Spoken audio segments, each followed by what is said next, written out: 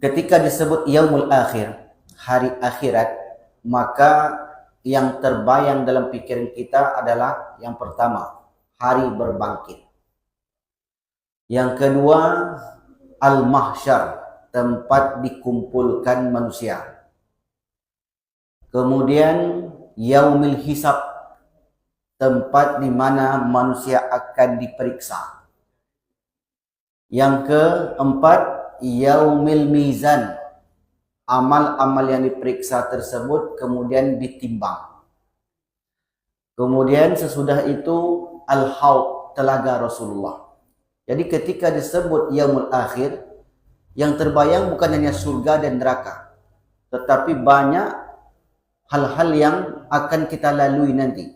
Mulai dari hari berbangkit, dikumpulkan di bumi mahsyar, kemudian yaumil hisab, yaumil mizan, kemudian melintasi telaga Nabi yang berada di mahsyar, lalu sesudah itu pemberian catatan amal, kemudian melintasi titian sirat.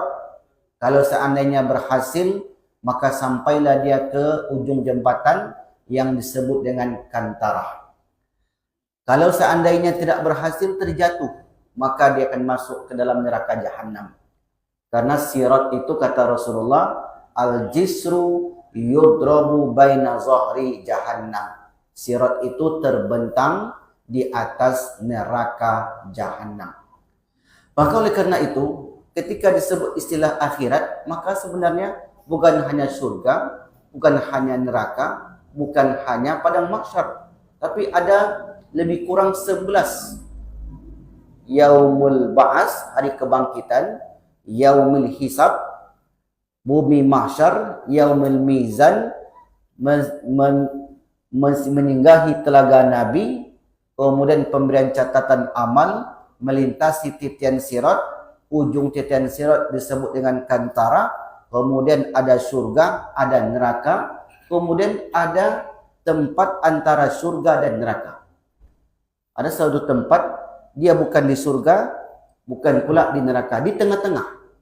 Di tengah-tengahnya ini dinamai dengan al-a'raf. Maka orang-orang yang tertahan di kantara tadi, ujung jembatan sirat, mereka belum diperkenankan untuk masuki surga. Mereka ditahan di sebuah tempat yang diberi nama al-a'raf. Ada berapa nama tadi? Belum keluar lagi, dah lupa dah. Ada 11. Jadi kalau disebut hari akhirat, yang terbayang dalam pikiran kita apa? Selama ini kan surga neraka, surga neraka. Mulai hari ini ketika disebut hari akhirat, yang terbayang dalam pikiran kita berarti hari berbangkit, bumi mahsyar, hari perhitungan, hari pertimbangan amal, melewati telaga Nabi, pemberian catatan amal, melintasi titian sirat, ujung titian sirat disebut kantara, kemudian surga, neraka, antara surga dan neraka ada satu tempat yang diberi nama al-a'raf. Itu ada ayatnya. Quran surah Al-A'raf ayat 44 sampai yang ke-50.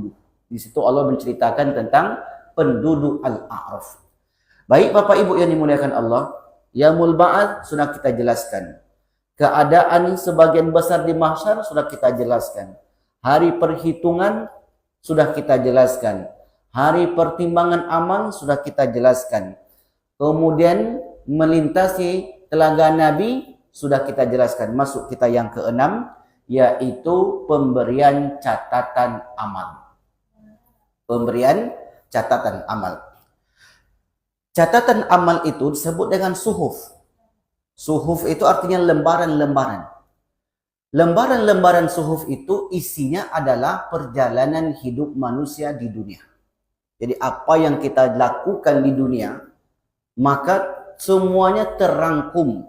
La yughadiru saghiratan wala kabiratan illa ahsaha. Ayat itu sering kita baca ketika di hari Jumat membaca surat Al-Kahfi. La yughadiru, tidak meninggalkan. Saghiratan, saghir artinya kecil. Saghiratan yang kecil. Wala dan tidak kabiratan yang besar. Yang kecil, apa maksudnya yang kecil itu? Perbuatan. Sekecil apapun yang kita lakukan, mungkin saja kita hanya sedekah 10.000 atau mungkin 5.000. Bagi sebagian orang nggak berharga uang segitu. Tapi ingat, waruba amalin saghirin. Betapa banyak amal yang kecil itu, amalnya sederhana, yukabbirun niyah. Niatnya dibesar-besarkan. Maka besar pahala di sisi Allah. Dan sebaliknya, waruba amalin kabirin. Banyak amal itu besar, tapi yusogirun niyah. Dikecilkan oleh niatnya. Dianggap enteng, dianggap sepele. Padahal belum tentu yang kecil itu pahalanya sedikit, yang besar itu pahalanya banyak. Kalau begitu Ustaz 5.000 aja kita sedekah. Jangan. Ini kan perumpamaan. Kalau lebih banyak kan lebih bagus. Jangan pula ambil yang kecil-kecil. Kalau gitu saya setiap sedekah 500 rupiah lah Ustaz. Yang penting kan niatnya. Nah kalau ini namanya itu memilih-milih. Nah oleh karena itu dimaksudkan oleh ayat tadi, la yughadiru saghiratan wala kabiratan illa ahsaha. Tidak meninggalkan yang kecil maupun yang besar, illa kecuali ahsaha, terhitung, tercatat. Itu maksudnya. Siapa yang mencatat Ustaz? Kalau kita belajar akidah, ada malaikat khusus. Kalau dalam ayat itu ada dua penyebutan. Yang satu disebut dengan kiraman katibin. Kiram katibin. Kiram artinya mulia, katibin yang mencatat. Tapi ada nama lain. Ma yalfizu min qaulin illa ladaihi raqibun atid. Kita menyebutnya raqib dan atid. Dua-duanya ada ayatnya. Kiraman katibin ada ayatnya, berarti kiraman yang mulia. Yang dimaksud mulia di situ adalah para malaikat. Karena malaikat itu makhluk mulia. Ya katibin, kenapa diberi nama katibin? Karena dari kata kataba. Kataba artinya menulis. Kataba yaktubu. Penulis katib. Maka bukan katib khatib ini. Kalau itu khatib, katib. Nah, kiraman katibin. Ma yalfizu min qaulin. Ma apa? Yalfizu yang kalian lafazkan. Berarti kalau yang kita lafazkan yang saya ucapkan. Ucapan saya sekarang ini bisa kita dengar, bisa dengar ulang. Karena ada rekaman. Kalau orang-orang dulu atau ucapan kita sehari-hari tak ada rekamannya, tak bisa kita dengar. Memang tidak ada rekaman, alat rekaman.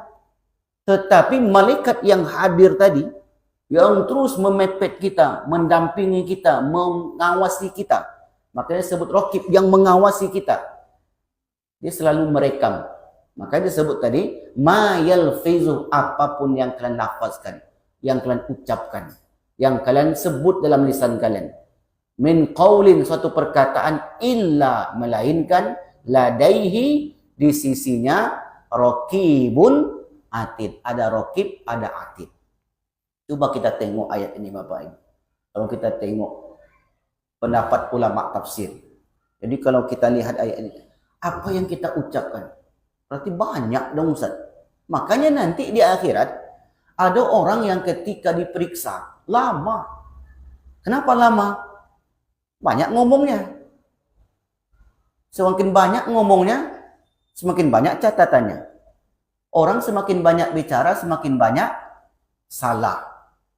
Betul nggak semakin banyak bicara, semakin banyak salah? Itu kata Nabi, man katsura kalamuhu katsura khata'uhu. Siapa yang paling banyak bicara, dia paling banyak salah. Berarti kalau gitu Ustaz, paling banyak salahnya Ustaz. Makanya habis pengajian itu kita baca doa. Apa doa kita? Kafaratul majelis. Apa hubungannya Ustaz? Saya pernah tanya jamaah, Pak, apa artinya, apa fungsinya doa kafaratul majelis? Penutup kajian Ustaz? Saya jawab bukan. Doa kafaratul majelis itu bukan doa penutup kajian. Tapi doa kalau kita salah dalam berucap selama bermajlis itu, Maka dengan doa tadi kafarah, dihapuskanlah kesalahan-kesalahan kita. Jadi nanti doa itu subhanakallah wa bihamdika asyhadu an la ilaha illa anta astaghfiruka wa atubu ilaik. Itu dibaca bukan hanya selepas pengajian saya. Selepas kita duduk-duduk, misalnya ibu habis arisan, dari rumah niatnya benar, ingin ikut arisan pengajian sekaligus. Tapi rupanya sampai di sana, kawan sedang cerita Jokowi. Nggak ikut, nggak enak pula. Sayang pula nggak dilewatkan. Kawan cerita MBG, awak ikut pula cerita MBG. Pokoknya asal ngumpul ceritalah kita. Maka banyak salah ucap dalam lisan kita ini. Sebelum kita berdiri, kata Nabi, qabala antakuma min maqamik, sebelum kau beranjak, sebelum berpisah, maka ucapkanlah subhanakallahumma bihamdika asyhadu an la ilaha illa anta astaghfiruka wa atubu ilaik. Maka mulai ke depan, mulai hari ini ke depannya, setiap kali kita duduk, baik itu duduk di warung kopi, Pak, baca doa itu. Kalau kawan tak pandai, nanti tak paham, apa pula doa-doa itu dibaca, kata dia. Nah, kalau kawan tak mengerti, dalam hati aja bacanya. Karena doa itu bukan doa penutup kajian. Itu doa penggugur dosa selama kita berbicara. Nah, karena setiap pembicaraan kita direkam. Banyak nggak salah kita bicara, Ustaz? Banyak sekali. Makanya sebagian ustaz-ustaz itu, ada ustaz saya namanya Dr. Iskandar Arnel. Beliau nggak mau direkam kajiannya. Banyak nggak direkam. Saya tanya, kenapa Ustaz? Takut salah, katanya. Ya, namanya manusia pasti salah. Nah, bukan hanya sekedar takut salah. Salah terkadang dipelintir orang. Sehingga kemudian membulur kemana-mana. Itu yang takutkan. Coba lihat, nggak ada kajian rekaman beliau. Saya sebenarnya was-was juga kajian saya ini direkam. Banyak salahnya pasti. Tinggal nunggu waktu aja, Pak. Nanti kalau jadi pejabat saya jadi itu. Kalau jadi. Tapi kalau orang biasa aja nggak ada yang peduli. Karena biasanya orang mencari kita itu kalau ada sesuatu di belakang kita. Maka biasa-biasa aja lah. Tapi enak hidup ke ini lagi, Pak. Daripada terkenal itu susah. Kemana-mana orang minta foto, mana-mana. Nah, susah. Mending nggak ini aja. Santai aja hidup kita. Nah, sana pula perginya. Tadi ayatnya kan tentang penerima catatan. Suhuf. Suhuf itu artinya catatan. Catatan itu pasti akan kita terima nanti. Kita tengok ayatnya. Tentang suhuf ini. A'udzubillahi minasyaitonirrajim. Bismillahirrahmanirrahim. Nah, pertama surat Al-Isra. Ayat yang ke-14 dan 15. Iqra kitabaka kafa binafsikal yawma 'alaika hasiba. Bacalah olehmu kitabmu. Kalau kitab itu berarti banyak. Kumpulan-kumpulan suhuf lembaran itu. Berapa hari kita hidup di dunia ini? Setahun itu 365 hari. Kalau 10 tahun kita hidup berarti 3.600. Dipotonglah masa anak-anak, nggak ditulis. Mulai umur 10 tahun akil balik. Umur 10 tahun sampai umur 20 tahun. 10 tahun. Berarti sudah 365 lembaran. 20 tahun kali 2. 7.000 lebih. Kalau 40 tahun 14.000 halaman. Kalau 80 tahun banyak tuh, Pak. Nanti kita tengok satu persatu. Itulah yang diperiksa. Makanya kata Allah, Iqra kitabaka. Bacalah kitabmu. Suhuf yang lembaran-lembaran tadi jadikan satu jadi kitab. Kitab tebal yang tebalnya itu mungkin saja 100.000 halaman per orang. Berarti itulah nanti yang akan diperiksa. Berarti lama sekali pemeriksaannya. Makanya jangan banyak bicara, banyak diam aja. Tapi kalau diam terus nanti tak jadi pula program kita. Nah, yang penting-penting, man kana yu'minu billahi wal yaumil akhir. Siapa yang beriman kepada Allah dan hari akhir,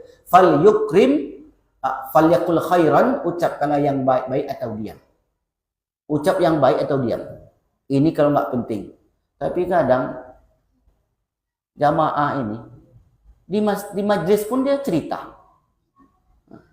Di majlis pun cerita. Contohnya di belakang tuh.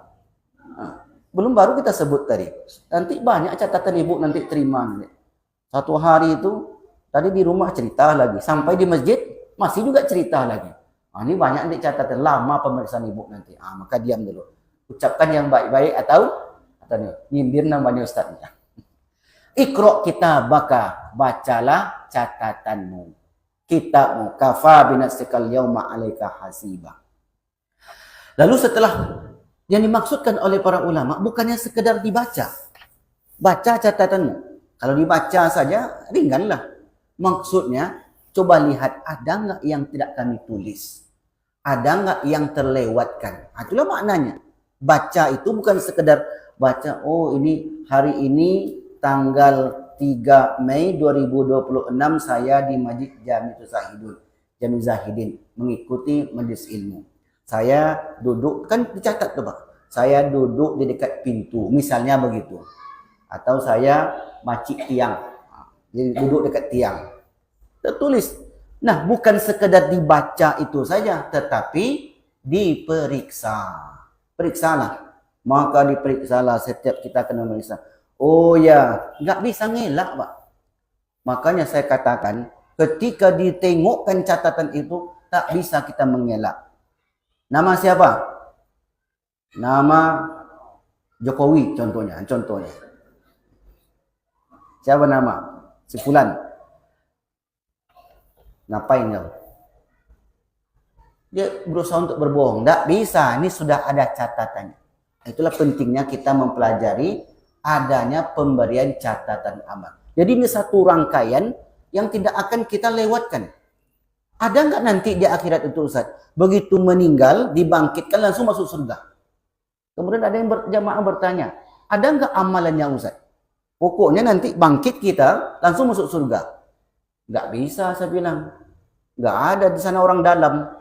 Pokok di sana itu harus ikut SOP, ikut prosedur. Bangkit dulu, setelah itu dikumpulkan di mahsyar, setelah itu dihitung amal-amal kita, setelah itu ditimbang yang dihitung tadi, setelah itu melintasi telaga Nabi, setelah itu diberikan catatan kita. Itulah proses ini, berikan catatan. Maka ketika catatan itu kita terima, manusia terima, rupanya beragam.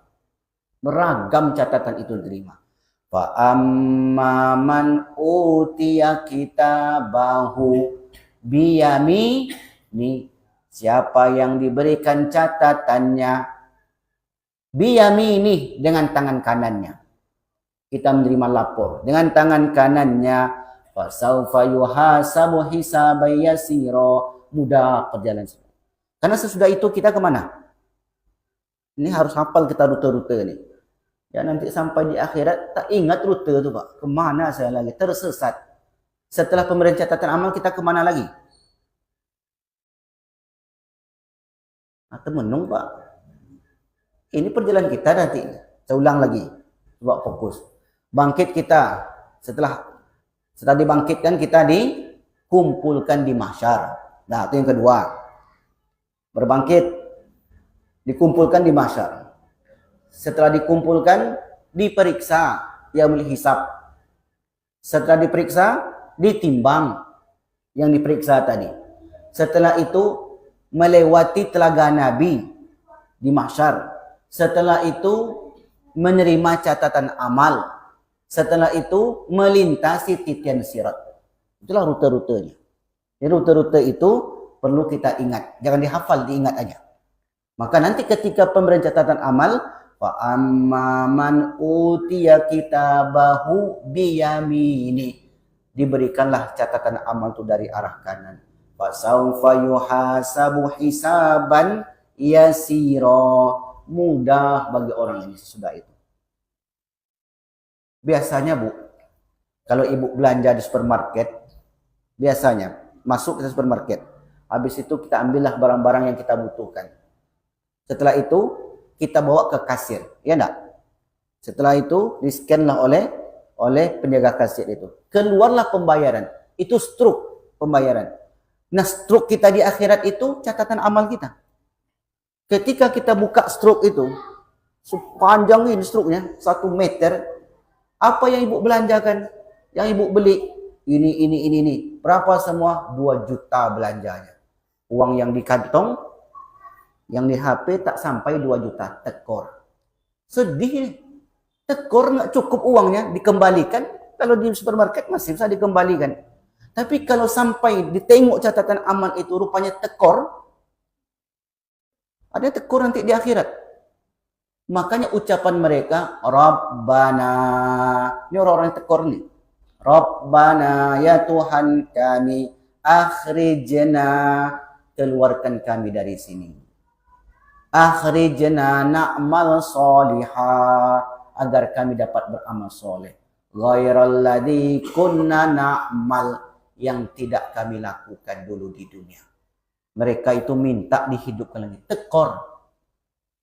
Kalau saya ilustrasikan nih Bapak Ibu, kita di dunia ini seperti kita dalam supermarket. Ini ilustrasi saya. Di supermarket masuk kita, maka kita cari yang butuh saja seharusnya. Jangan yang tak butuh yang dicari. Ini nggak penting dibeli juga, tak penting dibeli juga. Akhirnya tak terasa keliling-keliling penuh keranjang. Saldo tak cukup. Saldo tak cukup. Kalau sudah terscan, ada sebagian tempat belanja itu, kalau sudah terscan, itu nggak mau dia mengembalikan. Saya pernah mengalami itu. Nggak bisa Pak, kata dia. Uang kebetulan cuma 20.000 Pak. Beli barang itu sudah di-scan 30.000. Akhirnya saya nggak ada uang, saya bilang. Setelah itu dia bilang, terpaksalah akhirnya admin itu yang bayarkan. Karena pemegang adminnya untuk meng-cancel itu nggak ada di tempat. Jadi nggak bisa kalau nggak dibayar. Itu di dunia saja terkadang terjadi penyesalan bagi kita. Karena mengambil sesuatu yang tak penting. Begitulah hidup manusia di dunia ini. Nggak penting yang dilakukan juga. Nggak penting yang dibuat juga. Menyesal nanti ketika menerima catatan amal itu. Makanya mereka minta, ya Allah, kembalikan kami ke dunia. Kami akan melakukan kebaikan-kebaikan amal soleh yang dulu kami tidak lakukan. Tapi dijawab oleh Allah ketika itu. Apa kata Allah? Wa man nu'ammirhu. Afan, bukan itu. Awalam Rabbana akhrijna na'mal salihan ghairal ladzi kunna na'mal. Awalam nu'ammirkum. Bukankah telah kami panjangkan umur kalian? Bukankah telah kami beri kesempatan kepada kalian untuk mengumpulkan yang penting-penting, yang bisa memberikan manfaat hari ini, hari pembalasan Yaumuddin. Tapi apa boleh dibuat? Waktu sudah berlalu, tidak akan bisa diulang lagi. Apapun yang sudah dilakukan di dunia, maka itu sajalah yang akan kita terima di akhirat. Al jaza'u min jinsil amal. Balasan itu sesuai dengan perbuatan kita di dunia. Maka beruntunglah orang yang berbuat baik di dunia ini. Bahkan salah satunya nanti yang akan datang kepada kita, karena mumpung ini dekat Idul Adha, maka saya sebut sekalian, yaitu orang yang berkurban. Hewan kurban kita itu Bapak Ibu, ini kata Rasul bukan kata saya. Istafrihu duhayakum. Carilah oleh karena hewan kurban yang sehat, yang gemuk, yang besar. Fa innaha matoyakum. Karena hewan kurban kalian itu akan menjadi kendaraan kalian. Alas sirat, di atas titian sirat. Sebentar lagi setelah menerima catatan itu, kita akan bersiap-siap melintasi sirat. Dan ternyata orang yang berkurban di dunia, hewan kurban itu datang kepada dia, yaji'u kama yaji'u fid dunya, kata Sofi Rahman Al-Mubarakfuri. Dia akan datang di dunia ini, di akhirat nanti, seperti bentuknya di dunia. Innahu la ya'ti yaumal qiyamah. Sungguhnya dia datang pada hari kiamat. Bikuruniha, dengan tanduk-tanduknya. Wabi azfariha, dengan kuku-kukunya. Wabi ash'ariha, dengan bulu-bulunya. Semuanya lengkap. Maka itulah akan menjadi kendaraan kita. Termasuklah catatan amal kita nanti di situ. Kita lihat, alhamdulillah, tahun 1447 Hijriah, saya berkurban seekor kambing. Saya berkurban seekor sapi, saya berkurban. Itulah yang kita harapkan nanti di akhirat. Tapi kalau orang yang tak mau, susah sekarang ini, hidup susah, tak bisa berkurban. Saya katakan kepada orang yang tak mau berkurban itu orang pelit. Hari ini kalau ada orang yang bilang susah berkorban, pelit saya katakan. Kenapa pelit? Beli pulsa saja 100.000 sebulan. Itu pulsa saja itu. Bahkan ada yang 200.000 sebulan. Kalau 12 bulan berapa? Itu 400. Itu untuk pulsa saja tuh. Belum lagi, mohon maaf saya tak menyinggung orang yang merokok. Silakanlah kalau merokok. Tapi kalau dihitung-hitung, cukup itu untuk kurbannya. Tapi kenapa nggak berkurban? Pelit, saya katakan pelit. Atau misalnya harga handphonenya. Handphonenya harganya 6, 7, 9, 10 juta. Ringan. Kendaraannya yang dia bayar tiap bulan 4, 5 juta. Ringan. Untuk mobilisasi dia di dunia ini, dia paksakan dirinya. Tapi untuk mobilisasinya di akhirat, yang menjadi kendaraannya nanti setelah menerima catatan amal, beratnya bukan main. Maka orang itu pelit. Maka oleh karena itu jangan sampai kita tak berkurban. Setiap tahun mestilah kita berkurban. Kalau tak sanggup, setiap kepala dan keluarga itu satu orang, satu keluarga satu cukup. Jadilah. Tapi kalau lebih banyak lebih bagus. Jangan sampai tidak berkurban. Karena itulah yang akan menolong kita nanti. Ma'akal tafa'afnaita. Apa yang kamu makan semuanya busuk. Apapun yang awak makan, Bu. Memang kuning dia, Bu, mirip emas, tapi dia tak busuk. Tak mau kita menyimpannya. Wa ma albasta fa ablaita. Apapun yang kamu pakai semuanya lapuk. Harga jamnya 2 juta. Sendalnya Mirado 500.000 kalau masih dapat. Celananya 300.000. Apalagi, Pak?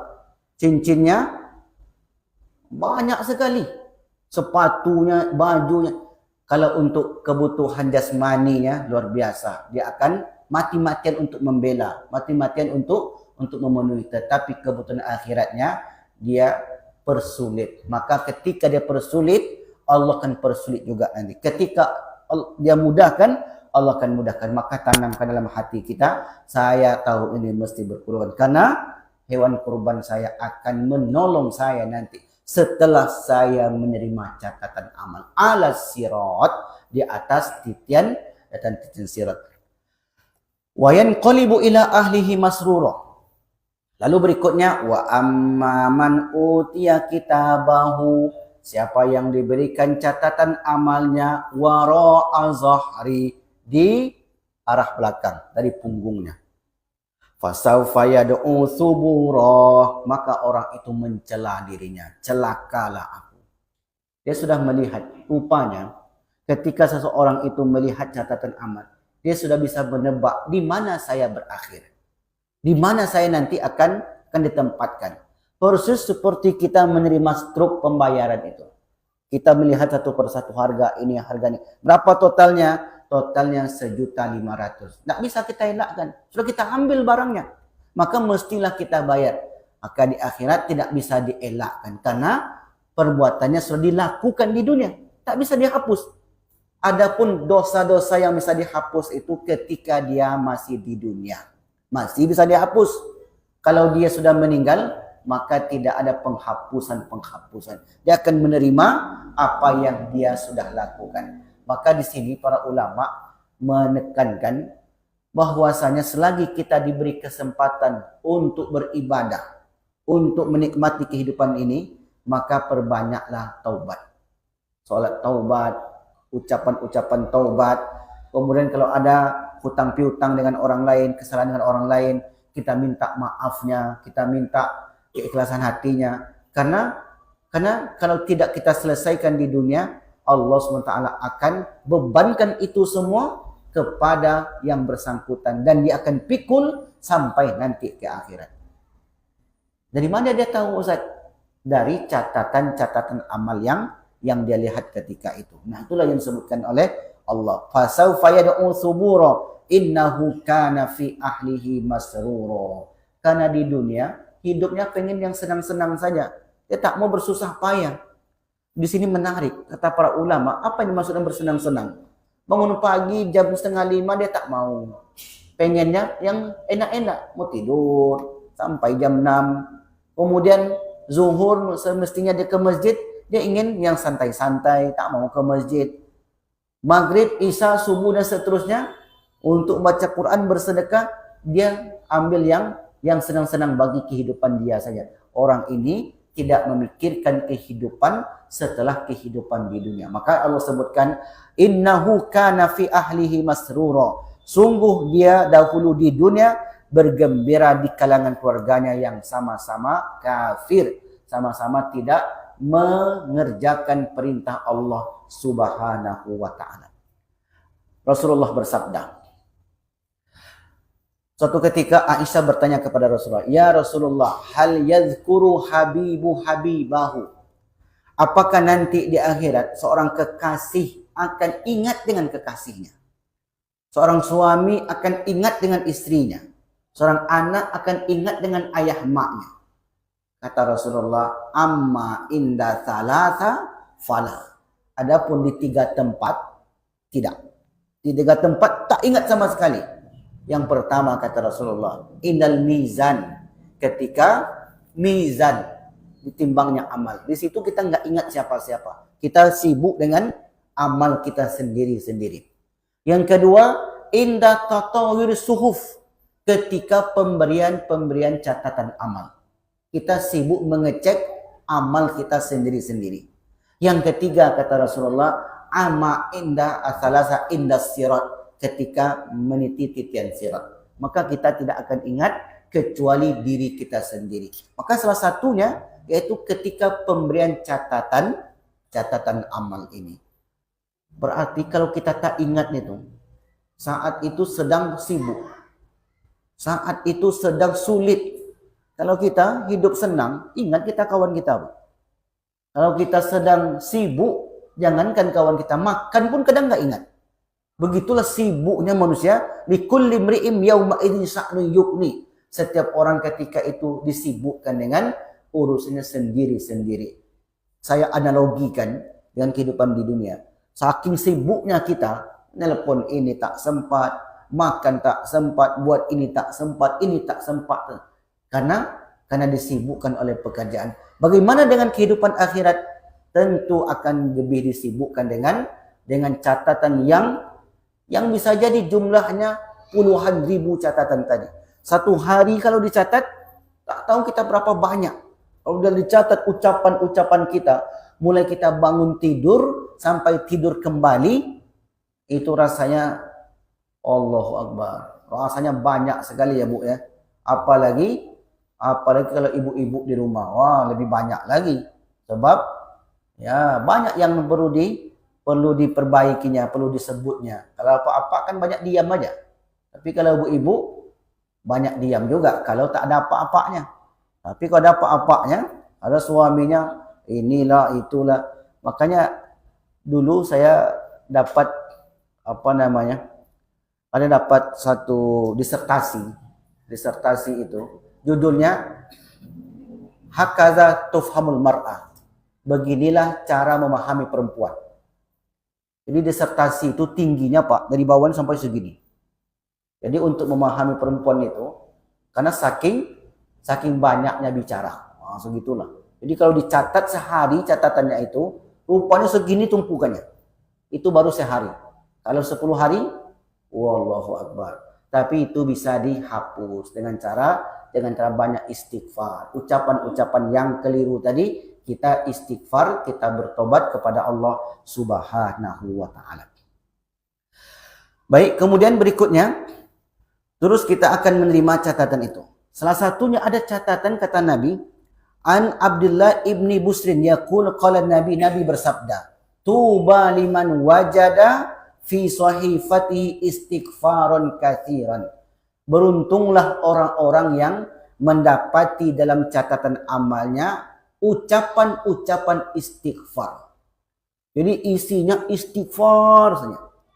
Makanya kita dianjurkan untuk setiap saat beristighfar.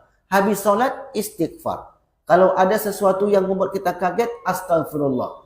Kalau sesuatu yang kita lakukan terpegang telinga kuali yang masih panas, astagfirullah. Karena nanti ada orang yang ketika dia menerima catatan-catatannya itu, isinya kalimat istighfar. Dan kalimat istighfar inilah yang akan memudahkan perjalanannya sesudah itu.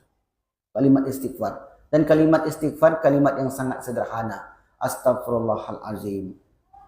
Kalau lebih panjang, astaghfirullahalazim allazi la ilaha illa huwal hayyul qayyum wa atubu ilaih. Lebih panjang lagi, sayyidul istighfar. Maka itulah kalimat istighfar yang paling panjang, sayyidul istighfar. Baik Bapak Ibu yang dimuliakan Allah SWT. Nah, dalam surah Al-Haqqah ayat yang 18 sampai 23, Allah masih bercerita tentang pemberian catatan amal. A'udzubillahi minasyaitonir rajim. Yauma idzin tu'raduna la takhfa minkum khafiyah. Adapun orang yang kitabnya diberikan, maka adapun orang yang pada hari itu tidak satu pun yang tersembunyi dari mereka. Adapun orang yang diberikan fa amman utiya kitabahu biyamini, orang yang diberikan catatan sebelah kanannya, fayaqulu ha umqra'u kitabiyah, maka diperintahkanlah bacalah catatanmu ini. Inni zonantu anni mulakin hisabiyah, maka dia mengira bahwasanya dia tidak akan dihisab. Fahuwa fi isyatir radiyah, dan ternyata dia akan dimasukkan ke dalam kehidupan yang diredoi. Itu yang saya katakan tadi. Ketika dia menerima catatan amal, dia sudah bisa menebak, melihat di mana dia akan berakhir. Fi jannatin aliyah, maka dia akan dimasukkan oleh Allah ke dalam surga yang sangat tinggi. Qutufuha daniyah, buah-buahan dalam surga itu tinggal dia petik-petik saja. Jadi ketika mereka menerima catatan itu, kabar gembira berupa penghuni surga sudah mereka terima. Maka ketika melintasi titian sirat tidak ada rasa takut. Bahkan mereka seperti kecepatan kilat. Ada orang nanti seperti kalbarki, yamurru kalbarki, seperti kilat. Baru saja menginjakkan kaki di pangkal jembatan titian tersebut, maka sudah sampai ke ujung. Ada yang seperti angin, karih. Ada yang seperti, tergantung amalnya. Ada yang berlari kencang, ada yang merangkak, ada yang terjatuh. Ternyata semua itu sudah dilihatnya saat menerima catatan amal. Makanya kata para ulama, penerimaan catatan amal ini menjadi sangat menakutkan. Itu sebab seorang tidak ingat dengan orang lain. Karena penentuan nasibnya berada di situ. Makanya dalam ayat lain Allah katakan, wa amma man utiya kitabahu bishimalihi, orang yang diberikan catatan dari arah kirinya, fayaqul, lalu dia berkata, ya laitani lam uta kitabiya, aduhai celakanya aku, andai saja kitab ini tidak diberikan. Dia tak mau menerimanya karena dia sudah melihat, andai saja kitab ini tidak diberikan kepada saya, walam adri ma hisabiya, apa-apa yang diperiksa di sini, apa-apa semuanya lengkap. Tak satu pun yang tersembunyi. Ya laitaha kanatil qadiyah. Kalaulah dulu di dunia aku lebih cepat meninggal. Apa maksudnya? Kalau lama hidup banyak yang dilakukan, banyak dosa. Kalau cepat meninggal sedikit dosa. Ini namanya pengandaian. Tapi kan di dunia sudah diberikan pilihan kepada kita, kepada manusia. Fa'alhamaha fujuraha wa taqwaha. Jalan kebaikan, jalan keburukan, dua jalan itu sudah dibentangkan oleh Allah. Semuanya terpulang kepada manusia tadi. Mau diberi umur panjang, kata Rasulullah, khairun nas, sebaik-baik manusia adalah man tala umruhu, umurnya panjang. Ini bapak, ibu, kalau umur panjang termasuk orang yang baik menurut Nabi. Wa hasuna amaluhu, apabila amalnya baik. Dulu di kampung saya itu, Bu, ada seorang nenek-nenek umurnya hampir 100 tahun. Dan jarang yang umur segitu. Jadi apa kata orang kampung? Luar biasa nenek ini. Allah beri karunia sampai umur 100 tahun. Maka kita bertanya, apakah orang yang sampai umur 100 tahun itu karunia bagi dia atau tidak? Tengok dulu. Kalau seandainya amalnya baik, itu baru karunia. Hidup lama, amal baik, itu baru karunia bagi dia. Misalnya umur 75-80 tahun, selagi kakinya bisa melangkah ke masjid, dia datang. Dia usahakan. Panjang umurnya, baik amalnya, itulah orang terbaik. Tak akan minta seperti dalam ayat ini. Orang yang minta dalam ayat ini, ya laitaha kanatil qadiyah, andai saja kematian itu lebih cepat menjemputku. Karena mereka di dunia diberi umur panjang, khay wa syarrun nas, itu adalah seburuk-buruk manusia. Tolak umur yang panjang sampai 85 tahun. Wasa'a amaluhu, tapi tak nampak di masjid, tak mau dia berkurban, duitnya ada. Umurnya panjang tapi disimpan tak akan memberikan manfaat bagi dia.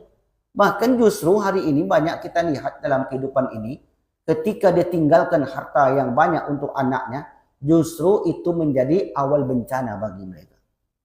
Karena betapa hari ini kita lihat seorang adik dan kakak tidak bersapaan gara-gara harta warisan. Rupanya tak selalu mendatangkan manfaat kebaikan. Kalau ilmu yang ditinggalkan, itu pasti mendatangkan kebaikan. Anak dia sekolahkan tinggi sekolahnya, ini sekolahkan tinggi sekolahnya, dibanding daripada harta yang ditinggalkan belum tentu mendatangkan kebaikan. Ini sebagian besar yang kita lihat, meskipun tidak seluruhnya. Sebagian besar kasus-kasus yang kita lihat pasti kena persoalan harta tadi. Kenapa? Karena bukan ilmu tadi. Jadi umur panjang yang diberikan oleh Allah ternyata bukan menjadikan dia manusia terbaik. Sebab amalnya semakin hari semakin berkurang. Semakin hari semakin jauh daripada Allah Subhanahu wa taala. Akhirnya sampai nanti di akhirat orang-orang semacam ini dia minta kepada Allah, andai saja engkau wafatkan aku ya Allah dalam waktu yang singkat. Ma'alna anni maliya, hartaku sama sekali tidak berguna bagiku. Halaka anni sultaniya, kekuasaanku ini rupanya juga tidak berguna bagiku. Ini peringatan keras. Harta yang tak berguna itu adalah harta yang tidak mendatangkan kebaikan kepada pemiliknya. Tapi kalau mendatangkan kebaikan berguna apa? Ada masjid AC-nya rusak, diganti cepat. Berguna. Itulah dia bawanya. Tengok karpet dah mulai agak kusam, dia cuci atau dia belikannya satu gulung, berguna bagi dia. Dia tengok kamar mandinya harus diperbaiki, dia keluarkan semampu dia, berguna. Jadi bukanlah seluruhnya tidak berguna. Ayat yang disebutkan ini, orang yang dulu di dunia enggan untuk mengeluarkan harta mereka. Maka mudah-mudahan kita tidak termasuk kelompok yang kedua ini. Kita termasuk kelompok yang pertama, menjadikan kehidupan ini kehidupan yang berarti, yang bermakna bagi kehidupan kita sesudah kehidupan di dunia, insya Allah Ta'ala. Baik Bapak Ibu yang dimuliakan Allah, ada sedikit waktu, lebih kurang 5 menit kalau tidak salah. Ya, 5 menit atau 4 menit. Mungkin saja ada yang ingin bertanya, kami persilakan. Silakan Pak Ibu.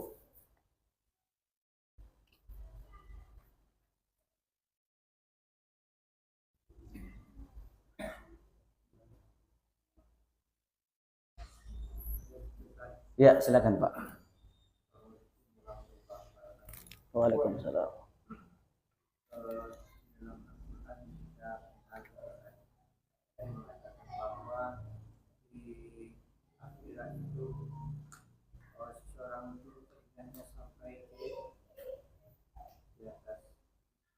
Ya.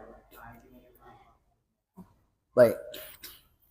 Tadanus syamsu ilal ardi, matahari mendekat ke bumi. Mendekat selalu diterjemahkan sejengkal. Kalau saya menerjemahkannya bukan sejengkal, mendekat.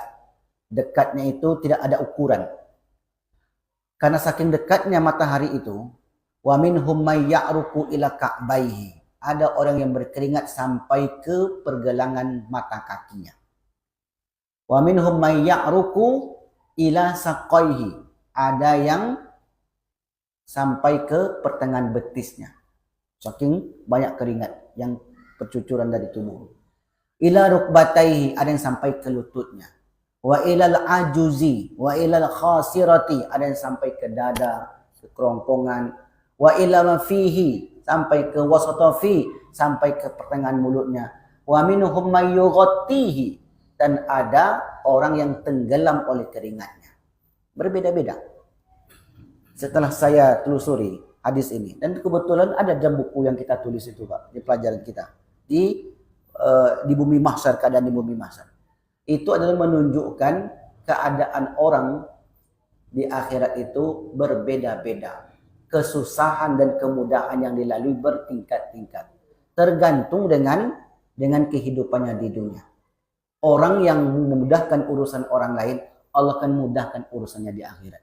Man nafasa an mu'minin. Ini kaitan hadisnya. Siapa yang melapangkan kesulitan seorang di dunia, Allah akan lapangkan kesulitannya di akhirat. Karena kesulitan orang itu berbeda-beda. Ada yang kesulitan sedikit, seperti keringat sampai ke pergelangan kaki. Ini saya ilustrasikan. Kalau kita berjalan di dalam air, yang air itu hanya sampai ke mata kaki kita. Mudah berjalan, tak susah. Yang sampai ke lutut agak lebih berat. Sampai ke dada lebih berat lagi. Kalau sampai ke tengkuk, tenggelam. Kalau tenggelam semuanya, hanyut. Jadi perjalanan di akhirat itu berbeda-beda tergantung dengan perjalanan di dunia. Makanya diilustrasikan seperti orang yang tenggelam oleh keringatnya. Bukan berarti betul-betul keringat itu menenggelamkan dia. Maksudnya adalah kesulitan dan kemudahan seseorang bertingkat-tingkat. Dan bahkan nanti ada orang yang mengendarai kendaraan hewan kurbannya. Mau jalan kaki atau jalan di atas kendaraan kita? Daftarlah ke pengurus masjid. Ibu ya, ibu jalan kaki atau naik kendaraan? Kendaraan lah insya Allah. Ingat tuh Pak, sudah ditulis nama ibu? Alhamdulillah insya Allah. Bapak mau jalan kaki atau ada kendaraan? Kendaraan. Alhamdulillah. Nah, kita tengok nanti namanya di papan nama itu. Insya Allah. Mudah-mudahan diberi kemampuan. Amin ya rabbal alamin. Subhanakallah wa bihamdika. Asyhadu an la ilaha illa anta astaghfiruka wa atubu ilaik. Wassalamualaikum warahmatullahi wabarakatuh.